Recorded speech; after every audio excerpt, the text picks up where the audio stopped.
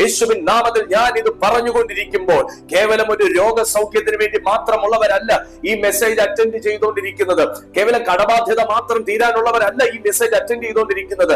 ശുശ്രൂഷയിൽ വളരാൻ ആഗ്രഹിക്കുന്നവരുണ്ട്, ദൈവത്തോട് അടുക്കാൻ ആഗ്രഹിക്കുന്നവരുണ്ട്, കടബാധ്യതകൾ മാറാൻ പ്രാർത്ഥിക്കുന്നവരുണ്ട്, യാത്രയ്ക്കകത്തുള്ള തടസ്സങ്ങൾ മാറാൻ പ്രാർത്ഥിക്കുന്നവരുണ്ട്, മക്കളുടെ വിവാഹം നടക്കാൻ ആഗ്രഹിക്കുന്നവരുണ്ട്, രോഗം മാറാൻ പ്രാർത്ഥിക്കുന്നവരുണ്ട്. അങ്ങനെ ഒരുപാട് സെഗ്മെന്റിലുള്ള ദൈവമക്കൾ ഈ മെസ്സേജ് കേട്ടോണ്ടിരിക്കുമ്പോൾ ഞാൻ നിങ്ങളോട് പറയുന്നത്, എല്ലാ നിലയിലും ഒരു വർധനവും വിടുതലും ഉയർച്ചയും ദൈവം അബ്രഹാമിന് നൽകിയത് ഒരൊറ്റ കേൾവിയെ അനുസരിച്ചത് കൊണ്ടാണ്.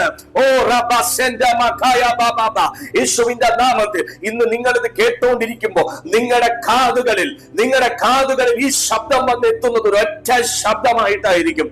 പക്ഷേ സ്വർഗം പല മേഖലകളിൽ നിങ്ങൾ അഭിമുഖീകരിച്ചു